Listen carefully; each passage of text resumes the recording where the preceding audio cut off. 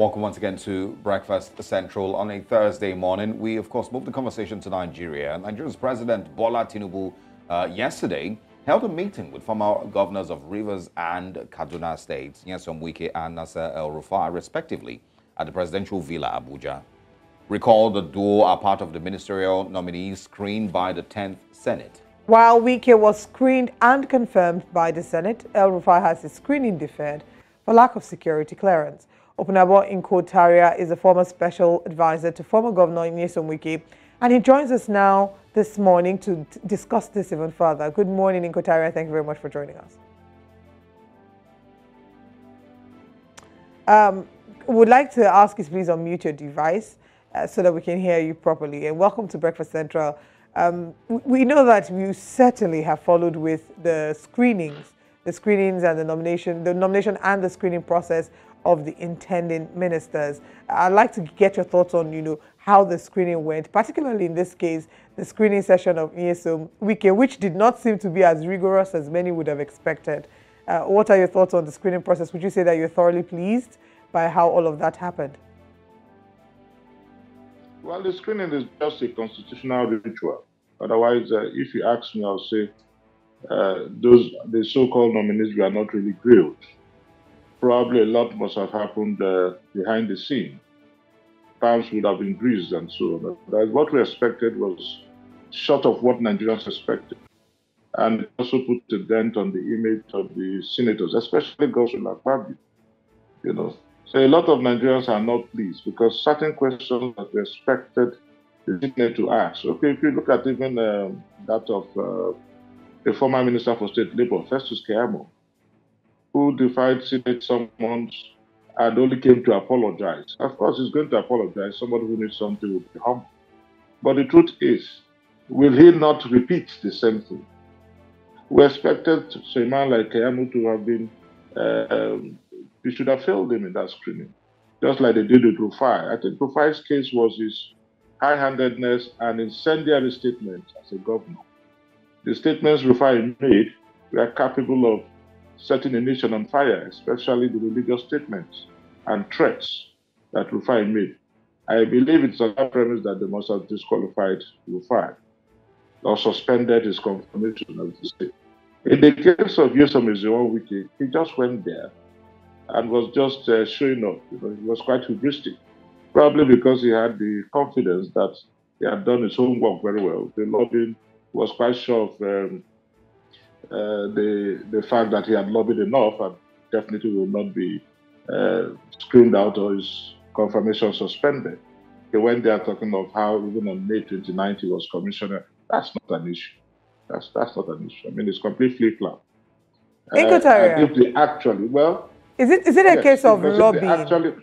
Is it a case of him being confident about lobbying? And I'm asking this because at his screening, we had, there were comments that were being made saying that the people of Rivers State were particularly pleased by his time in office and the work that was being done, and so he didn't really get to answer a lot of questions. Is this a position that you also hold as a person from Rivers State, resident in Rivers State? What's the general consensus as to Nyesom Wike's performance as governor? And would you say that his performance as governor does qualify him, to be able to secure a seat in the Senate, or to be able to secure a seat as a minister? I beg your pardon.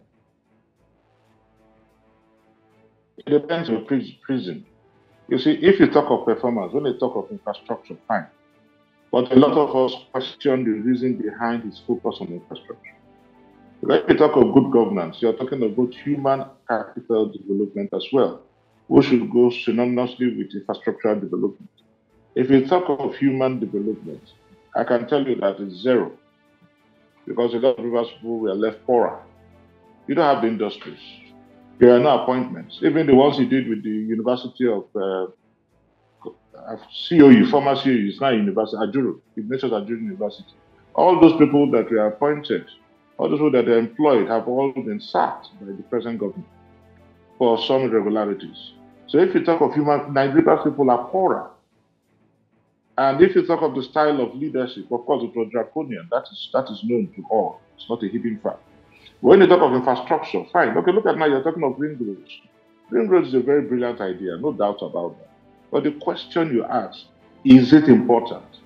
You don't maximize the minimum and minimize the maximum. Is it important right now, especially when you consider the economic hardship that people or Nigerians are facing? So if you talk of palliative, you're going to spend close to about 200 billion naira on ring roads. Why not invest that in palliatives? Or are you going to construct the ring road simultaneously with the provision of palliatives? So the fact is, if you talk of infrastructure, fine, no doubt about that. But a lot of people are not really clear because monies will come to federal line pockets. And that is why you have to focus. The human capital development is even most important. You build all the roads. Look at, nobody can afford fuel today because of the spike in prices. How many people are going to drive their cars on that road? But you have to put it, people are talking of development of medium and small scale industries. That should have been the focus. Well, you know, I've always believed that. Apologies. Sorry? I've always believed that Nigerians need to set, a proper standard with which they rate the performance of governance. But exactly. A majority of Nigerians do not have those standards, and that's why we applaud. You're talking infrastructure now. It's mostly roads and bridges. They applaud those things, which really should be there in the first place. Exactly. But I want to, talk, a little bit more about the National Assembly now. Of course, it's currently led by Senate President Godswill Akpabio. We've seen, bits and pieces here and there that maybe just, shed some light on what type of National Assembly we're expected to see with the 10th Assembly. And so when you look through the screening process and you look at the persons who were nominated and the types of, questions that they were asked, during their screening, what does this tell you about what the 10th National Assembly would be like? And, if it will be a National Assembly that represents the Nigerian people? No, it's going to be a compromised National Assembly.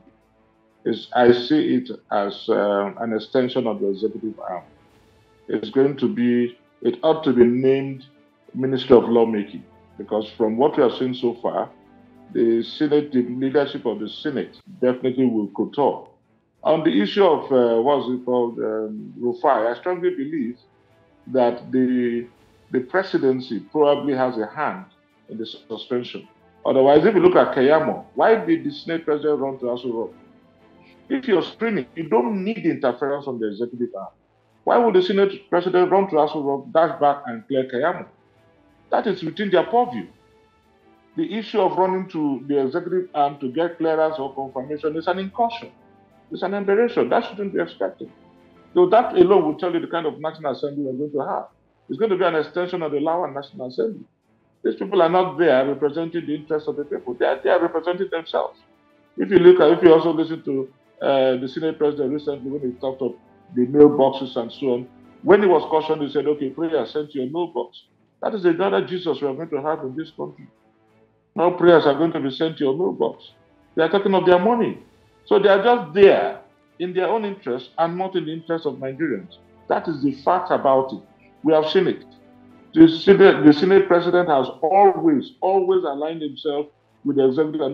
Look, he has defended almost all the policies of Tinubu, President Bola Tinubu. Almost all. Even when those policies are antithetical to the process, economic growth and so on. He didn't bother. The mere fact that it came from the president, he defended what you cannot even defend. It's being defended by the Senate president. So as far as I'm concerned, this is going to just be a lame duck Senate. I don't really know the House of Reps, but the Senate is going to be a lame duck Senate. It's going to be an extension of the executive arm. I'm hoping that, before the end of this conversation, we can maybe call for the video that has got everyone talking. But I'd like you to speak, a little more about the video, which has sparked controversy. You've talked about the fact, that Akpabio saying what he said is a reflection of what the Senate or what the National Assembly this season or the next 4 years is going to look like. What exactly should or will be done about what was discovered? The people of Nigeria are suffering. The cost of living has skyrocketed. The naira is crashing, is pushing 1,000 naira to the dollar. And yet there is a conversation, supposed conversation about senators receiving money to enjoy their holiday, or in other words, receiving prayers from the Senate president. Let's talk about what exactly may be done. Is this something that Nigerians are just going to complain about on social media, that we swept off under the carpet, and nothing is being done about it? At what point will the National Assembly maybe take accountability in terms of understanding that they also have a role to play in cutting the cost of governance and ensuring that they bear the burden, that they suffer in some measure, like the Nigerians are suffering? You see, the issue of cutting cost of governance, if you remember, it's on this station, sister station. I said it's just a high blood pressure of the setting rhetorics. Because even when you look at the cars, they are supposed to be bulletproof cars. I always question, why do you have to buy a bulletproof car for a legislator? What is he afraid of? You don't need a bulletproof vehicle. Now he's talking of prayers, sending prayers through their mailboxes. So these people are not there in the unity. And on the issue of Nigerians, what do you expect Nigerians to do? The only way Nigerians are going to respond is through protest or violence. Because we have leaders who have deaf ears. They are not bothered about it. They are insensitive to your plight. Whatever you're going through economically, no matter. In fact, our leaders are leeching on us. So when you find somebody leeching on you, he's doing it deliberately. He's not bothered about how you feel. Your welfare is not important. The leaders are leeching on Nigerians. That's what they're doing. They tell you to tighten your seatbelt while they're losing their seatbelt. So if you say, what will Nigerians do? The only way, and it's going to be a spontaneous reaction. This kind of leadership, this cataclysmic leadership we're having, is what led to the coup in Niger. And Nigerians, the Bola Tinubu and co, and all these ECOWAS leaders who are averse to the coup, are not averse to the coup because they are Democrats, because I strongly believe these are democratic hidings. They are not averse because they are Democrats. They are averse to the coup because they might also fall victims when you consider their style of leadership. So the only way, you have just two ways. One is what people will criticize when you see on air, which just happened in Niger, which is the coup. And the next one will be a violent demonstration, just had in EndSARS. And that definitely is going to happen. We are going to have in fact, it's also going to be a dress rehearsal because Nigerians are seared in the flame of economic conflagration. We can hardly feed. Fathers these days are no longer respected by their kids anymore or by their wives anymore, which is a fact because you cannot be alive to your responsibilities given the grinding economic situation. You cannot. And so they go out and also fend for themselves. Parents can no longer pay school fees. But these ones are still sending their kids abroad, paying in dollars. So the only response will be a revolution. And that is the only language we are going to hear. And it might be a violent one. Because you have leaders who are impervious to criticism, leaders who are not bothered about how you feel. They are only thinking of themselves. Hopefully it doesn't get to that extent. Nigerians, of course, want answers, and we want a government that listens. I will not say amen to that. I will not say amen to that. Hopefully it doesn't. But I also want you to speak a little bit more about the former governor of Kaduna State, Nasir ElRufai.